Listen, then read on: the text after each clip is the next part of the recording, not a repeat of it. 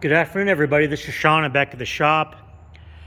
Got out here around 11:30 this afternoon. A very overcast day. We had about an inch and 3/4 rain Monday, so everything's still a little damp. But I got most of my debris swept up and put in the dumpster, which was really nice to get that out of my hair. This pile of wood, I basically just didn't want to mess with it as far as the nails. Some of it's not good.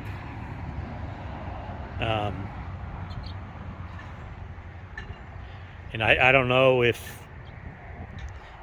anybody would be interested in this or not. But I got a 500-foot roll of 1-inch PEX. I'm gonna run some water lines this weekend, hopefully,